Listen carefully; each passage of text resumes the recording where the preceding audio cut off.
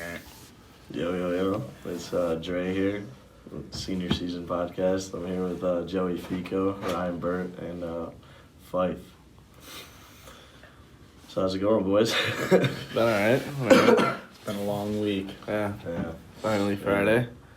No practice today. No practice. So far. I'm so excited. Same. Go home. It's the first time we get to go home and right after school. In how long? It's Like a month, right? More than a month. Yeah. I can't. I don't remember even last know. time.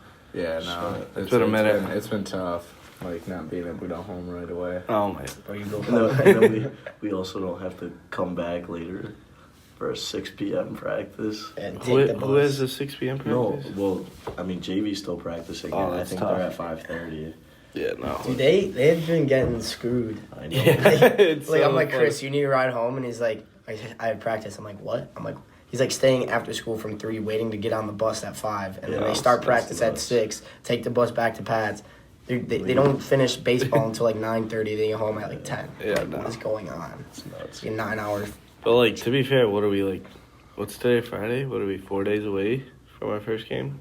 3? Today, I don't Saturday, know. Sunday, Monday. Let's go. I'm so excited to start the season. So excited to sit Really on the kill bench, Five. They're so trash, bro. I don't know. You hear what Tucci has a torn labrum. Or not torn labrum. It's like partially like What's sprained. not sprained? You can't sprain a muscle. It's Strained. like strained. Yeah. They're gonna have to put Holloway behind the plate. And then, Yeah. I've been hearing Suchi told me that Tim Flanagan's staying on JV the whole season. Because but I of His heard that- transfer rule. Yeah, It but I didn't- heard that he could come up after the first 2 weeks. Oh, maybe. I don't know. That'd be busted. That'd be fire. That would be busted. And then we don't have to stick Holloway. We could keep him in the outfield or something. Shout out Timmy F. Timmy F. Loyola guy, right? Yeah. But yeah, I mean, Bert, how's life as a non-athlete right now? You know. Honestly, that's kind of a tough question because you just go. we're still I'm still training. You're still in like for- that mindset. Yeah. Cap. I mean, Yeah, no, I don't be going to Planet Fitness, bro. I've got Average Joe's gym in my garage. stop touching the mic, bro. Fico's struggling in the room right now. Talk about like a crazy last few weeks. I mean, with us three, not Bert, but me, Fife, Fico, baseball starting, those basketball We're games on that down we've to been going state, to, yeah. crazy. Like the game on Monday, student section was going crazy. I mean, I think that's I mean- that's the best student section in a while. oh Yeah, yeah, yeah. This It was since, good. since For before, the- since when we were sophomores. This is Yeah. the student section we've had. Last year's was not that good at all. Yeah. Especially like the football games, those were dead. The Yeah. only good one was ND. Once we lost that game, Iggy was alright. Iggy was a good one. Week 2, junior year. that was week or week one. 1. but then after we lost to ND, everybody stopped coming to the games and just Yeah. But like- De La Salle's was solid. De La Salle was solid, but yeah. Hey, at least That was just a really Hey, good game. at Like you least- can't have a rowdy stud section. we with that won kind of game. something. We did win the LaSallian Cup. Yeah, let's go. it's crazy. But no, Bad going back to football. the point, like these last like 2 weeks, like haven't felt real. Nuts. It's just been like going by. Nuts. Like, Yeah. I don't We even have I don't like a even know month how to left of explain school. it. It's Like kinda- it just flew by these It's kinda- past 2 weeks. I feel like it's kind of like we're just going through the motions now. Like everything. Not just- even it's, that. It's just I- the same routine every day. It's Come to school, yeah. sit there, don't do nothing, just get your homework done, and then And the days just like end and like It started again. Yeah. Like does anyone get actual homework? Like I just Yeah. do no, mine. I can't remember. I can't do mine. We've got I just for do- the province stats. Oh, province we stats, do- we get homework. we get I Yeah. mean, we have homework in Dr. Cardiac. Mr. Glenn. Yeah. Yeah, no, I love Mr. Glenn. No, Mr. Glenn's a like, great He's such a teacher. good. Y'all, I feel bad you guys don't have him. It's I so know. funny. We were so like you know those sticky like notes that you can put up on the. It's like Google Slides but like you could like you do it for like presentation stuff. Oh, in okay, class. yeah. Do you know what I'm talking? It's like.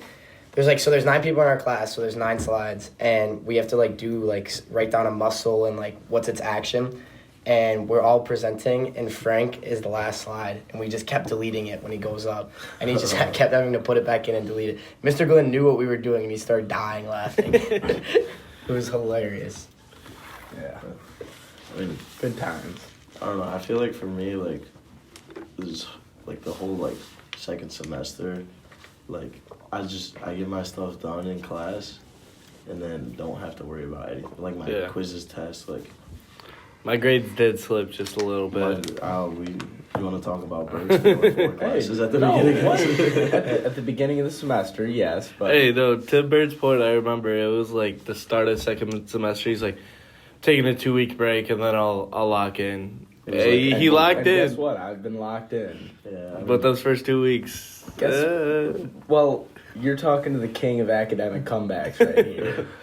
Last semester I was. You just gotta make it a little challenging. Yeah, no. Honestly, that's what I do. I don't like it easy. I like waiting Just for the test last, your ability. last 3 or 4. Wait for the last 3 or 4 weeks, and then guess what? You're gonna watch those grades go up, and you're gonna be like, "Damn, he just did that." Last semester I had like 3 Ds at like that end, like beginning of November, and then I was just like I had to lock it, and I was like, oh no, like Last semester I was locked. So like at the end of the semester, your parents like don't ask you guys for like a checkup in your grades. oh No, they do. I was. Yeah, I like. You just send them 3Ds and you're on your way. No, my parents are logged into power school, so Yeah, mine too. And if I'm failing any classes, like they'll take my car away and like. Oh no, the Tesla! No, Tesla, no. But like that's what like gets me going. It's just like they'll like strip me of stuff, Yeah, and then. Yeah. I've never had that problem. You know. If I went home with 2Ds, it wouldn't just be a stripping of my car. I mean, well, nah, it's like I can't go out, but they never like, come.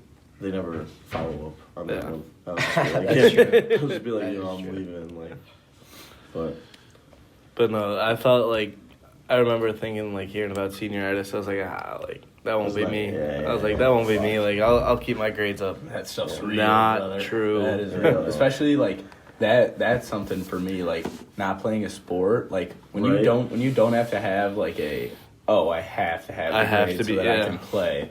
It's way different. Right. It's like. Another thing with football, especially, like they held us accountable. If you're on the DF list, you're doing PT. every day that week. Yeah, it didn't matter. Baseball So like doesn't do for that. football, if you had a D at the start of the week, so like when the coaches got the grade report, it did not matter if like say Monday you had a D, and then Tuesday it's up to a C. That whole week you have to do it because you had a D Oh, Monday. Yeah, it was like run 10 yards and do 10 up downs and then run another. It was for like what 50 or 40 yards, something like Yeah. that. It wasn't that bad. It was Or just it so was- like it was like I want to go home after. Yeah, practice. yeah, Don't at the make end of the me- practice, It's just like yeah. come on, dude. Like I want to go home. When do you think your senioritis kicked in? Mine was like when I got accepted to like my first like college I wanted to go to. I was like, I'm done. I was like, I have an What option. was that? What school was that? Michigan State, baby. And you're not even going there. I know, which is crazy. But like, Yeah. I remember finding out, I was like, oh, I'd love to go to Michigan State. I got in. We're good. Like, Yeah. I'm clocked What out. made you want to go to ISU? Money. Oh. Got some money off, Yeah. and I got family down. Like my cousins go down there. At first, it kind of kicked in for me around like Christmas, and then Right after first semester finals. yeah. And then like after that first snow day that we got, it was yeah. It was I wraps. was cooked. That was bad. Yeah, I didn't. For one of my classes, my science class, I didn't open my Schoology for it until like February, after we got back from break. And Miss Perkholder was like, Andre, what is going on? Because I had good grades in her class, like even freshman year when I had her, and then first semester, and she like came up to me, she was like, dude, you got 5 zeros in my class, and I was like, what? Like I wasn't even paying attention. It sneaks to up on you. Like Yeah. you don't even It does. realize. I was just like, It like builds. 1 It 0, it builds. doesn't matter, it's 20 points. or Oh, whatever. yeah. And then there's like the 200-point assignments that I didn't complete, and then and I was just like, oh no, like I gotta at least like do some of it. What Like, about- I haven't done all of it, but What about Frank? I don't know what Frank's on. kid comes to school and sleeps like every day. I had a 3% in comp sci up until last week. That's nuts. That's insane. I have like straight A's and B's right now, Yeah. which is chill. No, something that Make it challenging. the right? midwinter break. Coming back from the midwinter Oh, break, yeah. I was like, Is that oh, we're that- done. I was like, oh, That's we're why- done. That's why spring break scares me. Oh, I didn't know colleges are on spring break right now. My sister's on spring Yeah, break. but They have a lot- longer A lot one, of them though. get doubles. Like Yeah. my sister, she's on spring break right now, and then she gets one in like the end of April or something. yeah. It's just like nuts. What's But Yeah, Kev's home and everything. it was just like shorter spring break. It's because people need to go home. Like, Yeah. I didn't think about that. yeah. I mean, I'd say my senior I just kicked in once I which Vice said I knew where I was going once I committed Yeah. because I was just like, why do I need to get good grades? I'm if done. I'm already well, in? let's already talk in. about this, Five. I mean, like, this doesn't apply to Bert and Fico, but after this baseball season, we're not Oh, athletes dude, anymore, I don't. bro. That's I don't even know what's gonna That's like. crazy. Never again. I've been playing sports since But I bet you guys ever. will. As long as I. Intramurals. You guys will definitely. Oh be no, I'll intramurals. still play intramurals, but Yeah, it he won't. won't. It won't be that. It won't be that practice every day, Yeah. right after school, practice home. I feel like I would just if I didn't do a sport, I feel like I would just become the worst kid on planet. Yeah, I mean, football's gonna keep you two guys. Yeah. accountable. yeah. If I didn't play a sport, I'd be at U of I right now. I mean, there's That's where I'm going. That's the only thing that's keeping me accountable is knowing that if I get if I throw it away at U of I, that's So stupid, that's yeah. such a waste of life. And money. If money. if I wasn't gonna play football, I would not stay in Illinois. I'm getting out That's of true. I Illinois. think I'd go to. I was Arizona. kind of the same way, but then I was like, you know what, it's so much cheaper, Oh yeah. in state. in state, Yeah. but yeah. That's what I got a lot of money off. I mean, my options were like U of I and Marquette, and I got a lot of money off at Marquette. But then I was thinking the in-state at U of I, I mean, it's still not cheap, but it's a lot cheaper than it would have been if it was out of state. So that's what I mean. Also, it's U of I. Yeah. That's the only school Degree that at U of I is good. Yeah, but going back to the athlete thing, there's a part of me that still wants to be an athlete, but there's a part of me that's shut up, I'm like. kind of done. done with sports. Yeah, done with it, but I'm gonna miss playing sports for sure. Yeah, we should get our varsity team this year in a men's league in 20 years. Yeah. Patty Ross. Patty Ross Patty's in chucking. MLB, Yeah. I'm definitely playing 16 inch until I Yeah. literally can't until my shoulder falls Indian off. Road, 16-inch league. Let's Let's go. see. 16 inch and what else is there? We can just play a men's league. Oh, and actual and baseball, bomb bats, pick and all up. that. Yeah. There's some floor hockey. Some No, places. bro, let's do hoops. No, I didn't. Oh, let's Run. do The hoops. only thing that Run up to Niles, Yes, run sir. into Hoop the it with 18-year-olds. 12-year-olds at export. the thing that I was thinking about the most is I'll with baseball we could go join a league when we're older, but I'll never play a football game ever again. Yeah, that's true. That's Mertens crazy. said that I was earlier. thinking about this too. Is there's no way I gotta wait until next year Turkey Bowl that we do that we play a football game. So Yeah, you're not just going out and playing some pickup football. That's not really I mean, a thing. we- I feel like. we Turkey. come back for Thanksgiving. Yeah, that's Yeah, a no, once a but, year thing though. There's But no you're such thing as a no men's football. over the Yeah. summer. Let's get practices going. just do Oklahomas. See, Now we're gonna bring in Coach Mertens for his interview. So see y'all there. Why are you talking with your hand over your mouth? Let the people hear you, man. Coach, you want to start off with what you do here and what year you graduated? So, graduate of the class of 1994 and head football coach and athletic performance teacher right now. So, I have one question. You were a dean last year, right? Yes, sir. So what's the switch from going from a dean to just football coach and gym teacher? I got a little tired of shagging guys down the hall that had their nose pierced, and I was like, I can't do this anymore. Right. It's a losing battle, So, no. On a serious note, my passion is training. I've always loved training. When I went here, I loved training as an athlete. It's just something that has always been really exciting to me. I think in a previous life, I probably was a strength coach at Georgia or Alabama or something like that. That'd be a dream for me. I love that stuff. So that was kind of the original plan, and then it just didn't work out. So then I became in that assistant dean role, and then I just talked to Mr. Santucci and Mr. Harrington. I'm like, look, my passion is training athletes. I love training athletes. I love watching people just become fitter and stronger and the confidence it builds. And they said, yeah, let's do it. That program's growing. We need another teacher. Let's do it. So, Because last year was just Coach Holler, right? And you started to help in towards the end. yeah, last year was just Coach Holler, and it's a very overwhelming job. If you walk in It doesn't matter if it's University of Minnesota or University of Chicago, Concordia. I mean, you name it. Like, there's multiple strength coaches in the room training athletes. Yeah. To put one person in there with 40-some athletes, it's really difficult. You know, I mean, because there's always someone that needs to be motivated or helped or coached or just critiqued or whatever it may be. So, especially going to block scheduling, it just made a ton of sense to be able to put two of us in there and really be able to hone in all the skills that we need our athletes to get better at. And last year it was just, I remember it was just like the lifting part of it. Now Yeah. it's the plyos and speed training and all that. So like, how do you see the program evolving into the next like few years? Yeah, well, that's the benefit of block scheduling. I mean, we're able to train all of the skill sets that all athletes need, regardless of sport. Okay, so you think about athletes, they need to be mobile, they need to be flexible, they need to be explosive, they need to be strong, right? All these things. They need to be in shape. 85 minutes, what we typically have, we're able to do all those things. If you have just a 40-minute period, by the time the people change, the students change, and then they have to change after, like, what do you get? And you warm up, maybe 20 minutes of training. So it just came down to a decision. If you have 25 minutes to train, like, all right, well, one thing all athletes need is strength. I mean, if you look at, you go watch the NBA, you go watch Major League Baseball, I mean, you name it, like, these guys are jacked, man, right? So we're like, all right, well, if we only have 25 minutes, we might as well just focus on strength, because as you see in our hallways, we don't have a whole lot of jacked dudes walking the hallways right now, right? So now with 85 minutes, like, this is perfect because we could really hone in on, like I said, all of the skill sets that the guys need. So the next stages, we're very data driven, if you guys realize that or not. I think you do to take the class.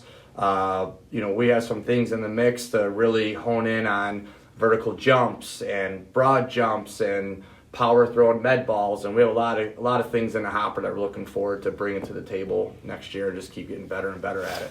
So, to go off of that, there's been a lot of changes since you've been here, especially. I mean, our classes are going to be a 30-year difference in graduation. Ouch. Ouch. That's a hard reality for me, man. 30 years. That's nice. That's crazy. Talk about when you were here. What are the changes that you've seen for the better, especially in the school? Well, let's start what hasn't changed. And the one thing that's really cool is our students, generally speaking, love to be a part of St. Pat's. And that's like really freaking cool, man. I went to 4 different schools as a teacher and a coach.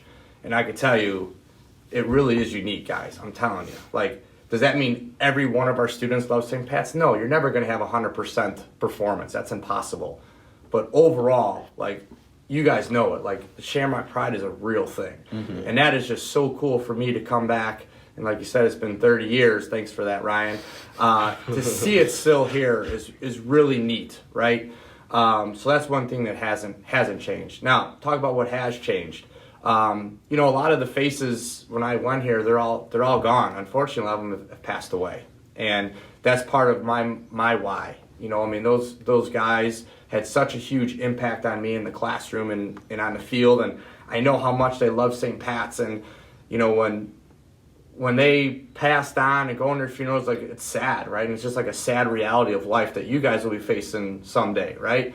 So I'm like, I just wanted to make sure that the next generation was able to experience the St. Pat's that I got to experience that I loved. Of course, there's things I didn't love. I didn't love biology class. I didn't always love that, But I loved being a Shamrock, and I just wanted to make sure that this institution continues because, there's places like Weber High School you guys aren't even aware of maybe. Like, that was our big rival when I went here. Well, not Notre Dame, was Weber. Now Weber doesn't even exist anymore. Mm-hmm. Holy Cross was our second big rival. Doesn't even exist anymore, and it's sad because these Catholic schools are so important to Chicago, and I just didn't want St. Pat's to become that next statistic. So as the older generation passed on, I felt like it was kind of like my duty to step into a leadership role and help make sure that St. Pat's continues to be a mainstay in Chicago.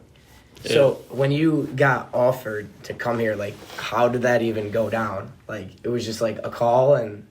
Yeah, so it's pretty wild because there was a lot of things going on at that time. So let's first start with Mr. Santucci being hired. I coached him. When I got out of college, my first job was at St. Pat's. So I coached Mr. Santucci when he was here. And I remember, talking to him when he was, like 6'4", 210 pounds. I'm like, you're going to go Division I football. I said, what are you talking about, And look how that all panned out. Not because of me, but because, like, I just remember having that conversation and kind of putting in his head, like, you could do it. And then Mr. Harrington was here as an assistant football coach and teacher with me as well. So I remember those days. So when Mr. Santucci got hired, I talked to one of my good friends, Coach Giallo. You guys don't know Coach Giallo, but Coach Giallo used to be at St. Pat's. He used to be the assistant football coach and the head baseball coach, and he was here for a while with me. So he calls me and goes, hey, did you see Tooch got hired to go back to St. Pat's? I'm like, yeah, I did. He goes, well, I have a feeling you're going to be the football coach there. I'm like, yeah, you're crazy, right? Because it was never on my radar. I live far away. It wasn't on my radar. So one of my good friends, unfortunately, passed away. All right, he was young. He died in his sleep. He was 42 years old, had a massive heart attack, never woke up. How that all plays a role. Well, that same guy was my offensive line coach at another school I was at. And he always grew up in the public schools, but he always heard me and Coach Giallo talking about St. Pat's. So one thing he always said to me was like, man, you got to go back to St. Pat's, become the head football coach, hire me to go teach social studies and be your line coach. I want to see what St. Pat's and the Catholic League and all that stuff's all about. So he unfortunately passes away. I was asked to eulogize him, which was one of the hardest things I ever did in my life. You guys hopefully don't have to go with that experience of talking about one of your good friends. That was really, really hard. And I am not kidding you. 2 days later, Mr. Santucci calls me like literally out of the blue, and said, hey, I need you to come home and be our head football coach. We gotta get St. Pat's back. And I was like, this is crazy. This is like my good friend Crystal speaking to me from the grave. So, it was like, I don't know. I just thought it was just like a higher purpose, man. I really did. So the combination of all those teachers I referenced earlier and coaches that made an impact on me that they passed on, my good friend passing on, and then Tooch calling me out of the blue. I'm like, I remember I walked there and told my wife, I said, St. Tooch just called me and said I should go be the head football coach at St. Pat's. And she's like, man, talk about Crystal speaking you from the grave, right? So, yeah, it's kind of a long story, but pretty wild the way life works sometimes. Wow. So you said Pat's was never on your radar, but like coming back here as a head coach, was it ever a dream of yours? You know what?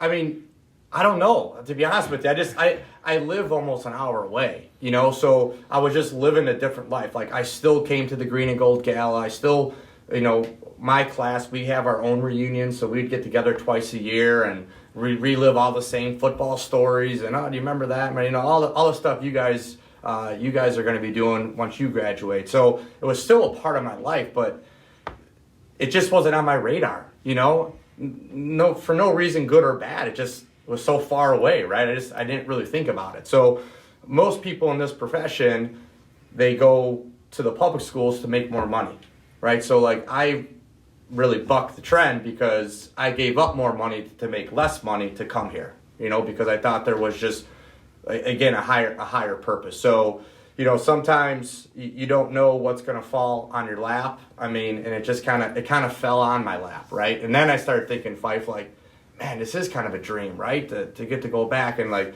how many people reached out to me when word started kind of spreading that this was happening. Like, it was crazy. Like, how many people from like that era when I was here just reaching out to me like, man, thank God you're going back, get all those guys back. Like, we need to get St. Pat's back on a map. So at that point, I'm like, this is kind of a dream come true, if that makes sense. Yeah, it was honestly like a crazy event, because think about all four of us. We've gone through like 10 different coaches at our time here at St. Pat's.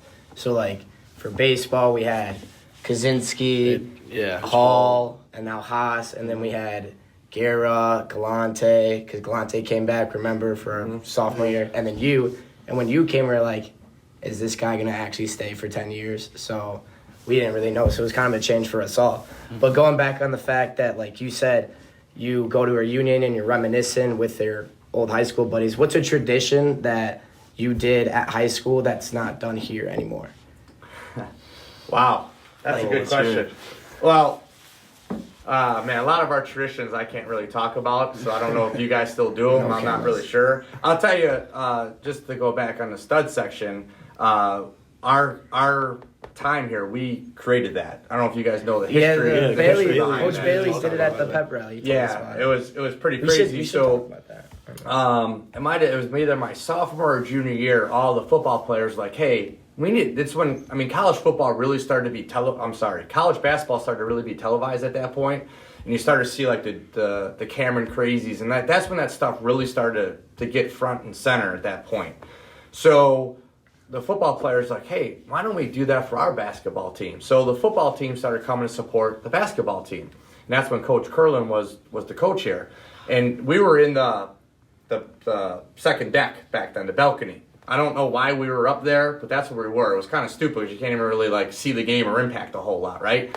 So the athletic director at the time, Mr. Glorioso, decided to do a printout, and this is like before you could print on one big paper. So it was like multiple sections, and he printed it said student section. It was behind the basket, right? Where you know that other team that we don't like that played here recently was at? That's where we were. And it said student section. So it would be rowdy like you guys were, and you know, eventually where it said student section, the ENT fell off. Because, you know, student, right? Boom, stud section was invented, right? So people are like, when is stud section? Why do you guys call yourselves a stud section? Because we had 2 sheets of paper said stud and int, right, for students, and the ENT fell off, and bam, we're like, that's really cool, a stud section. So very proud to see that it's still called the stud section, and how well you guys represent the basketball team. Like, that's freaking awesome. That is really cool. So to see that still here, I know that wasn't your question, but that makes me very, very proud. Some things I don't say anymore are probably good. When you were a freshman here, like, you know, we had some big dudes walking the hallway, man. Really big guys. I mean, we had really big football players, D1 guys. Like, you would, as a freshman, you might get booked. You might be carrying some other seniors' books to the class. And by the way, I want to stress for the 3 people who are going to listen to this, like, I'm not advocating that. I don't think it's good. I remember, I know you guys, that whole like go home freshman, you guys still try to keep that going. I don't think that's a really good tradition because it's not very welcoming. But I do remember my freshman year, we walk into the pep rally in the fall, and we're up in because by then, guys, you got to realize there's 1,200 kids that went here. Yeah. It was totally, I mean, like when we had a pep rally, there wasn't an open seat in the house. So the seniors and juniors are chanting go home freshmen, and our freshman class was really good in football and basketball, and there's just a lot of hype around us. And you know, as a freshman, you actually think you're someone important, but you're really not. So we started chanting who's undefeated. That was a bad idea, man. Pep rally ends, and all of us ended up in garbage cans, like the garbage cans out, and oh yeah, they kicked our butts and literally threw us in the garbage cans and held it down, and like remind you who you are as a freshman. So it's good we don't do those things anymore, because it end up being on the 5 o'clock news, and we'll be sued, and you know, that type of stuff. So, kind of going back to your time here at St. Pat's, what was your favorite memory as a student, and what is it now coming back to work here? Great question, Fife. No question. My favorite memory as a student was graduation. When those Shannon Rovers came in and played our fight song, like, I'm getting emotional and thinking about it. I was like, these are my best friends, man. I'm like, I'm not going to see these guys anymore, you know? And like, just hearing the Shannon Rovers do our fight song in general brings chills to the back of my neck. But like at that moment, and we knew we were all saying bye to each other. And I just remember when I came in and like, I don't know. I mean, because one tradition we do, I talk about our reunions, we sing our fight song still to this day. We get together, we have dinner, and we always end the night with singing our fight song. We still remember the words, you know? That's because Coach Luke made us memorize the words or else, right? But when that happened, it was just a moment. And I still remember Coach Luke, his freshman, telling us, like, I mean, back then Coach Luke was 22 years old and like 190 pounds of just like ripped, pissed off muscle, man. It was like unbelievable. And I remember him looking around, and as I look around the room, like, these guys are going to be standing up in your wedding. They're going to be the godfather to your children. And I just remember him saying that as freshmen. Now here we are as seniors, and I'm like, this is it, you know. And St. Pat's just ended up being such a huge part of my life unexpectedly, because I moved up here. I didn't grow up on the north side like you guys did. So I didn't always expect to go to St. Pat's. So it ended up just being such a huge, powerful moment. I don't know how it's going to be for you guys, but for me, man, when they came in, those doors opened, graduation was over, and you follow the Shannon Rovers out, that was definitely a moment that I'll never, ever, ever forget, for sure.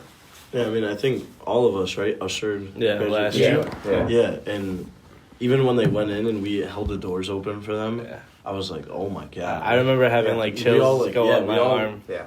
And I ushered as a junior too. It hits differently as a senior. It hits differently, man. It's just that reality, you know. This guy's going to Illinois. This guy's going to Illinois State. This guy's going to enter the police academy. This guy's going to school in Louisiana. It's just like all these guys that you saw every day and you hung out with all the time. It's just like that reality of like next stage, you know. It was pretty, and just like as I'm sure you guys are feeling right now, like it was so fast. Like holy cow, where did the 4 years go? We were just talking about it. We were just talking about like how like now that we're seniors and like me and Bert are committed and they know where they're going for college. It's just like the day happens like that. Absolutely, and that's the thing. Like hindsight's 20/20, boys. Enjoy every day here, man. I know sometimes you come in like, oh man, this class again, this teacher's so gosh darn boring. But like when it's gone, man. You know, so you gotta wake up and go, man. This is a blessing. Don't get me wrong. You have great things coming up in your life. College is awesome. Hopefully you find a job that you love. You find a woman you love. Having kids is unbelievable. But with that said, at this exact moment, what you guys got to realize is coming to school every day is a blessing. It really is. And focus on each other and focus on the fleeting moments you have left because you cannot work backwards in this life. You know? So even though I see my buddies once or twice a year, it's not the same. And when I see them with their beer bellies and bald heads, I realize it's not the same, you know? So just soak it up, man, right? There's that old saying that, youth is wasted on the youth. And the older you get, you realize it. Because when you guys are young, you're always waiting for the next thing. Oh, I can't wait to be a senior. Oh, I can't wait to be 18. Oh, I can't wait to be 21 and legally drink. I can't wait to be, 25 and graduate college. And like you wish your life away. And then you hit 40 and go, crap, I want to be 18 again. So you're at a great place with great buddies, great memories. Just soak up every day, man. It goes quick. What would you say your favorite memory while coming back to be a coach and everything has been? I think I have a good guess at this one.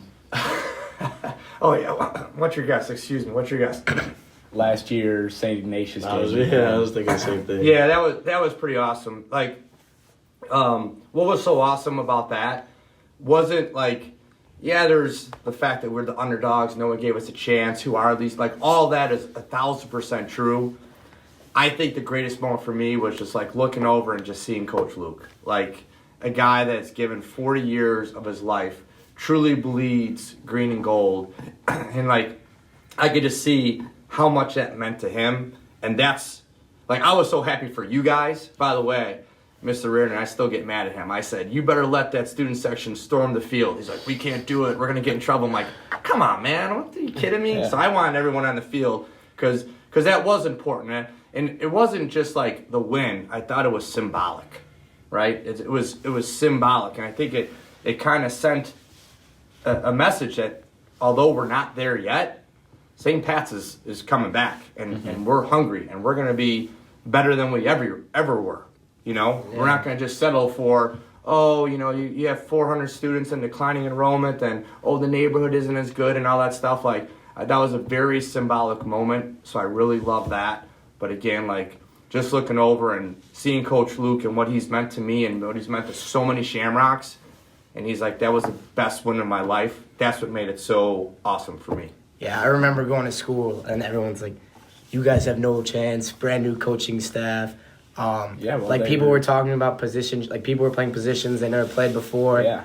And I was just like, just watch, just wait. I mean, they were ranked 12th in the state, right? Yeah. Yeah, they were pretty high. It was the biggest upset in football Pat's history or something like that? Well, from where we rankings? were ranked, because I know that Coach Barrett's grade, they beat Carmel Catholic when they were on like a 16-game win streak dating from last year, the year before. Christ. What year did he graduate? He was Coach Barrett's 05. Yeah. Yeah. Yeah, and isn't it funny, you guys are all athletes, isn't it funny how all the kids that aren't in the sport could predict the score and tell you who's going to win and who's not. It's just always amazing to me. It doesn't matter who you're playing. Like I remember my other school, we're about to play Mount Carmel in semifinals, and everyone's telling our players, "You guys are going to kill." And I'm like telling my players, I'm like, these are the same guys that don't have the courage to go to battle with you. So who cares? Like, you got to just boom. And it's going to be the same thing. You know, I'm sure our basketball team heard, oh my God, you guys are playing school X, they're going to kill you. Or, you know, baseball, you're going to go play some school that's ranked top in the state. Oh, they're going to kill you. Like, that's kind of the tough part of life. Like, you got to learn to just block that stuff out. And like, it's not about even proving those guys wrong. Like, you'll sometimes hear people on the TV like, I want to prove everybody wrong. Like, man, that's not what it's about. It's about you. It's about proving your own belief. It's about proving to yourself, right? So I'm not surprised you said that, because that's just life. People love to just hold people back rather than prop up. So. Mm-hmm. Yeah, I mean, I remember especially like during last football season, like with that Ignatius game, no one thought, like you even said it before the game, you were like, just go the 15 rounds, just fight the whole time. No one I feel like some of the players didn't even expect to win. Oh, guaranteed. Yeah. And guaranteed. Once we started rolling, like during that game, the energy was up for the rest of the game. And like after, I remember you saying like, I know I told you guys, I love you guys no matter what, but right now I love you a hell of a lot more. If you win. Yeah. And we won, and like I remember for that whole week, like in school, everything was just like so like energetic. Like, we were all just like because I mean, oh my God, like the year before that they go make playoffs, deepest run, and then so like good. You know, everyone's thinking we lose Alex, Jermaine, those guys. And then we got a whole new staff, and no one expected anything from us that year. And to win that game, week one, just brought a whole new energy right back into the school.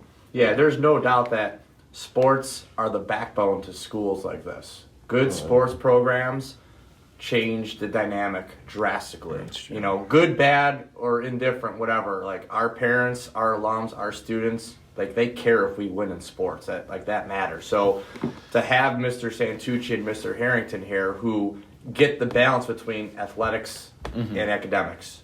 You know, there's some administrations I work for where they're like, we are a school first. Like, yeah, we are, but you know what? Your customers, your students, they want to win. That's important. You know, so we got the right people in place that understand and appreciate how important athletics are to the overall culture of a building, for sure.